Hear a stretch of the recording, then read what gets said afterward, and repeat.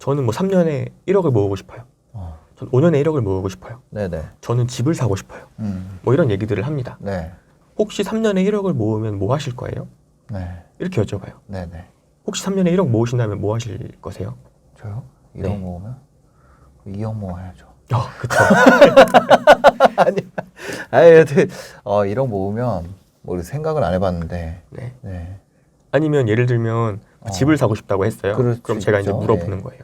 혹시 어디 지역에 몇 평짜리 어떤 집을 사고 싶으시냐고. 아파트도 있을 수 있고 오피스텔도 있을 수 있고 원룸도 네. 있을 수 있잖아요. 네. 그러면 조금 더 구체화가 되거든요. 1억도 마찬가지로 3년에 1억을 모아서 내가 만약에 그걸 가지고 집을 사고 싶다라고 네. 하면 3년에 1억을 모으는 거에 집중을 하는 것도 필요하지만 어떤 집을 살지도 미리 계산을 해놔야 되는 거죠. 그렇죠. 그리고 그 동네 시세도 중요하고. 그렇죠. 그래서 정말 1억이 모였을 때 바로 집을 살 수 있게끔 준비가 되어야 되는 거. 뭐 20대 중반부터 30대 초반 이런 친구들은 네. 주위에서 하는 걸 따라합니다.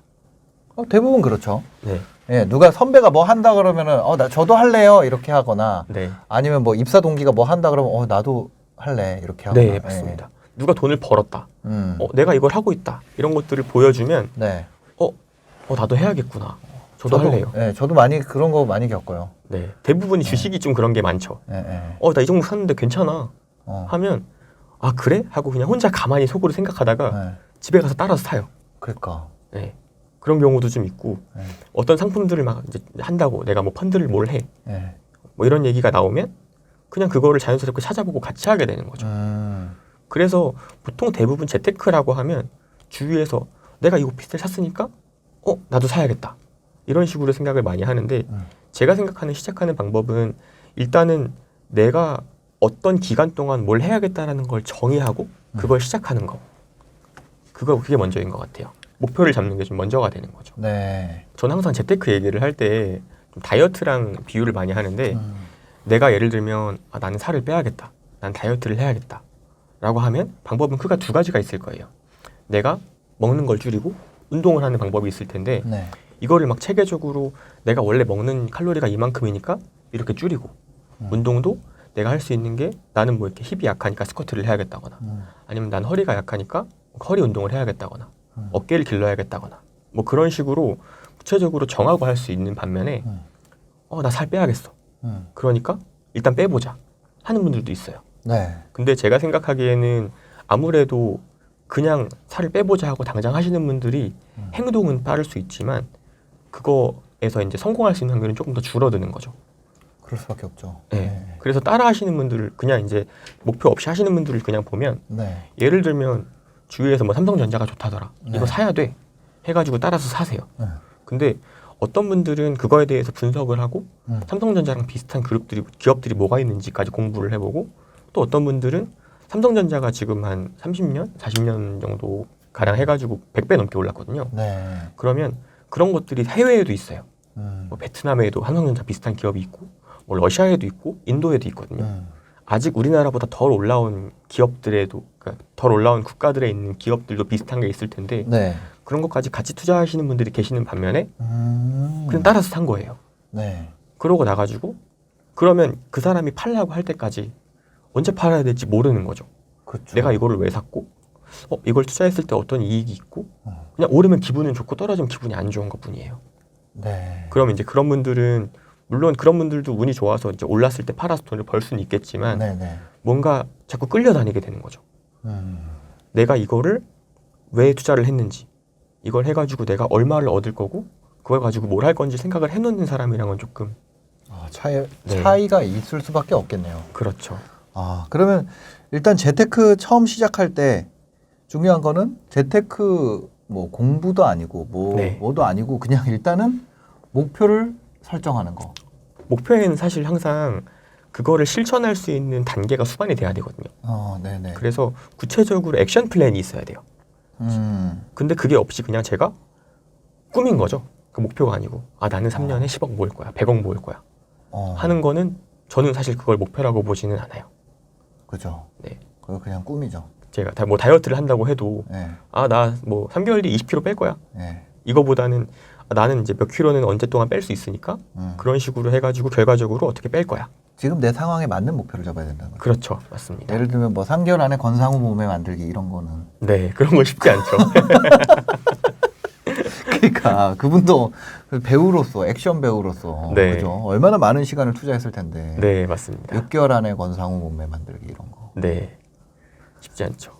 그래서 보통은 그 목표를 도달할 수 있기 위해서 할 수 있는 거를 쫙 나열을 해보는 거예요. 예를 들면 보통 이제 신입분들이 뭐 저는 3년에 1억을 만들고 싶어요. 네. 아니면 혹은 저는 한 5년 뒤에 한 달에 한 300씩은 아무 일 안 하고 나왔으면 좋겠어요. 이렇게 말씀하시는 분들이 계시거든요. 네네네. 예를 들면 뭐 한 달에 얼마씩 그냥 돈이 계속 굴러 들어오게 하려면 네. 가장 단순하게 떠올릴 수 있는 방법은 월세 받는 방법이 있을 거잖아요. 그죠. 근데 월세를 받는 방법도 내가 전세를 들어가서 전대를 줘가지고 월세입자를 구하는 방법이 있을 거고 내가 매매를 통해서 이걸 정말 사가지고 네. 월세를 주는 방법도 있을 거고 네. 아니면 뭐 고시원 같은 거를 매입을 한다거나 아니면 뭐 내가 조그만 방을 뭐 지금은 코로나 때문에 쉽진 않지만 네. 뭐 쉐어하우스라느니 에어비앤비라느니 그죠. 이런 걸로 하는 방법도 있을 거고요. 부동산이 아니라 금융상품으로 보자면 네. 매달 한 달에 얼마씩 배당을 주는 배당주를 사는 것도 하나의 방법일 테니까 그죠. 그런 할 수 있는 여러 가지를 쫙 알려주고 그 중에서 그러니까 목표를 세울 때 내가 할 수 있는 투자가 뭐가 있는지 뭐 P2P라든지 뭐 주식 펀드도 있을 거고 뭐 파생 상품들도 있을 거고 아까 제가 말씀드린 뭐 중소기업 투자 공제 같은 것도 있을 네네. 거고 그런 것들을 쫙 나열을 해보고 내가 어떤 것들을 해가지고 목표에 도달할 수 있겠구나. 그럼 이걸 언제 해야겠구나 하는 것들을 생각하는 걸 액션 플랜까지 나오는 걸 저는 목표라 생각을 하는 거죠. 네, 그 자체가 액션 플랜까지가 하나의 목표다. 네, 맞습니다. 나한테 맞는 목표를 세워야 된다는 얘기가 자꾸 필요한 게 내가 정말 할 수 있어야 되는 거니까. 내가 할 수 없는 목표를 세우는 거는 스스로 비참하게 만들 뿐이죠. 맞죠. 네. 내가 하고 싶은 목표를 하나 정해서 네. 그거를 단계적으로 컨트롤을 하는 거예요. 그래서 내가 예를 들면 저는 뭘 했냐면 저는 좀 민망하지만 제가 웃는 게 부자연스러웠어가지고 네. 웃는 거를 정했어요. 난 예쁘게 웃고 싶다. 네. 그러면 일단 예쁘게 웃는 사람들을 찾아서 보는 거예요. 이 사람들은 어떻게 웃지? 네. 뭐 재테크로 따지면 3년에 1억을 정말 만든 사람 네. 혹은 3년 뒤에 한 달에 300만 원씩 월세가 들어오게끔 한 사람을 찾아서 따라하는 거죠. 네. 그 사람이 어떻게 했는지를 추적해가지고 똑같이 해보는 거고 따라서 해보는 거예요. 그 사람이 어떻게 했는지를 내가 추적을 해서 네. 비슷하게 해보면 얼추 비슷해지더라고요. 목표라는 걸 이미 달성한 사람들을 추적할 수 있는 네네네. 사례를 찾는 거. 그쵸. 그 제 채널이 그런 거죠. 맞아요. 네, 맞습니다. 제 채널이 네. 뭐 각자의 목표에 맞는. 그러니까 저는 무조건 부자가 된 사람만 하는 것도 아니고 네. 되게 뭐 소소한 목표만 한 분들만 하는 것도 아니고 그냥 되게 다양한 목표를 제안을 드리는 거거든요. 네, 네, 맞습니다. 그 중에 이제 자기한테 맞는 걸 하면 되는 건데 되게 재밌는 현상이 있어요. 네. 소소한 목표를 하면 어떤 댓글이 달리냐면 네. 이런 사람도 신사임당에 나와? 뭐 신사임당 채널 망했네. 그런 거 달리고요. 네. 되게 거창한 거를 이뤄낸 사람들도 있잖아요. 네. 그런 데 댓글은 이런 게 실제로 누구나 가능하다는 거 사기야. 그런 게 또 달려요. 네, 네. 그러니까 네, 네. 맞죠. 사람이 자기에 맞는 목표라는 건 다 누구나 다를 수밖에 없기 때문에 네. 누군가에게는 맞는 상황이지만 그쵸. 누군가에게는 모두에게 맞을 수는 없어요. 네, 모두에게 맞을 수는 없죠. 네. 그거는 거의 불가능하니까. 우리 아빠도 제 생활에 저의 정확한 상황을 모르거든요. 네. 저희 아버지도. 저희 와이프조차도 저의 진짜 깊은 곳에 제 상황까지는 알 수 없거든요. 그렇죠. 그건 네. 본인만 아는 거니까. 맞아요. 근데 그거에 100% 맞는 제가 어떤 목표를 드린다, 사례를 드린다라는 건 정말 불가능하죠. 맞습니다. 네. 이게 저는 불가능한 부분은 인정하기로 했어요. 이게 아무리 간접 경험을 해도 그러니까 누가 잘 됐으니까 나도 잘 될 거야라고 희망을 가져도 네. 실제로 내가 그걸 실천해서 눈으로 보지 않으면 이게 와닿는 게 조금 떨어지더라고요. 네. 그래서 저는 개인적으로 이제 뭐 창업 다마고치 찍으셔가지고 네네. 되게 사람들이 많이 봤잖아요. 맞아요. 그런 것처럼 지금은 이제 조금 말씀하신 것처럼 그냥 뭐 작게 시작하신 분들도 나오시고 네. 뭐 걸출한 분들도 나오시는데 네네. 그거를 보고 그거를 따라해서 잘 된 사람의 인터뷰도 나왔으면 좋겠어요. 하는 그런 컨텐츠가 이 나오면 컨텐츠를 보고 그러려면 또 제 채널에 그만큼 또 시간이 지나야겠죠. 그렇죠. 그죠. 네. 처음에 창업동호고치 할 때는 정말 그런 게 없었는데 요즘에는 창업 다마고치를 보고 잘 됐다는 분들이 또 출연 신청을 하시더라고요. 스토어를 열고. 네. 그래서 그런 거는 이제 시간이 지날 때까지 제가 계속 이 채널을 하고 있어야지 가능한 컨텐츠. 그 부분은 되게 중요한 것 같아요. 우리가 막 그런 얘기 또 많이 하거든요. 목표를 거대하게 세워야 네. 그 반이라도 가지 않냐. 네. 그런 얘기도 하는데 달성하지 못하는 목표에 대해서 굉장히 스트레스 받는 타입의 사람들한테는 그 방법이 안 맞죠. 그렇죠. 만약에 내가 소비를 이번 달에 소비를 얼마를 하기로 한 거예요. 네. 내가 원래 한 100만 원을 쓰는 사람인데 한 뭐 60만 원만 써보자. 네. 그래서 40만 원을 줄여보기로 한 거죠. 네. 뭐 내가 만약에 이번 달에 해봤는데 30만 원밖에 못 줄였어요. 혹은 다음 달에 했는데 20만 원밖에 못 줄였어요. 네. 그러면 나는 이제 뭐 퍼센테이지로 따지면 뭐 한 25% 달성하고 50% 달성하고 이런 거잖아요. 아, 그죠. 근데 이게 보통 스트레스로 어떻게 다가오냐면 숫자로 하게 되면 거기에 감정적인 요소나 심리적인 요소가 안 들어가요. 네. 그러다 보니까는 내가 40만 원을 줄여도 성취감이 좀 모자란 거예요. 네. 그러니까 재테크에서는 보통은 목표를 달성하면서 그게 힘이 지속되는 힘이 좀 떨어지는 이유가 다이어트는 내가 살을 빼면 눈에 보이잖아요.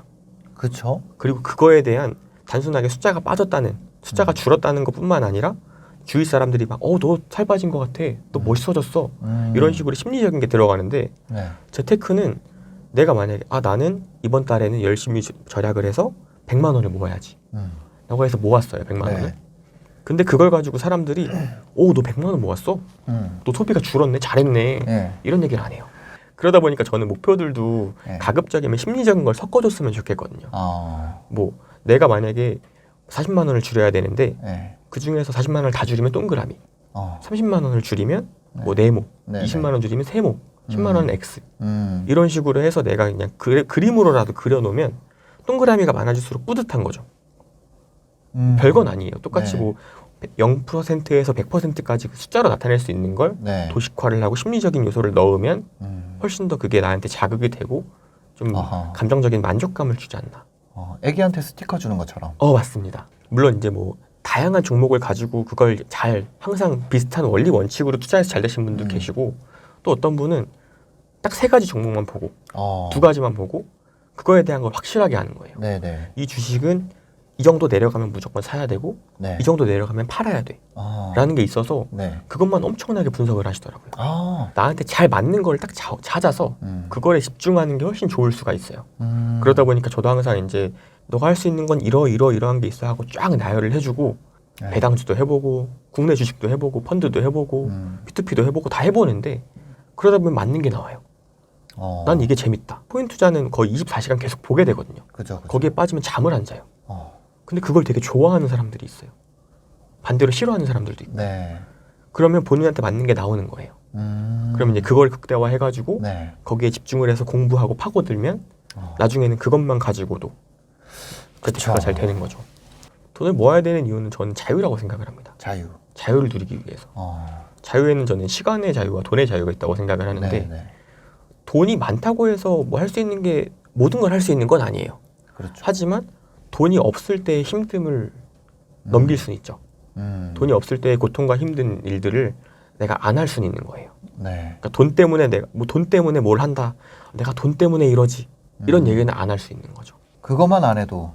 그쵸. 그것만 안 해도 좀 거절을 못하는 이유가 내가 뭔가를 내가 원하는 게 그래도 어느 정도는 담겨 있기 때문인 건데 네. 그 원하는 게 의외로 사람들이 이제 생활하고 행동하는 거에 대한 동기가 의외로 돈인 경우가 되게 많아요. 맞아요. 그러다 보니까는 내가 이렇게 하게 되면 이렇게 해서 결과적으로 돈을 벌 것 같으니까 그게 조금이라도 보이니까 거절을 못하는 거죠. 맞아요. 월급, 특히 월급을 받고 있으니까. 네. 내가. 네.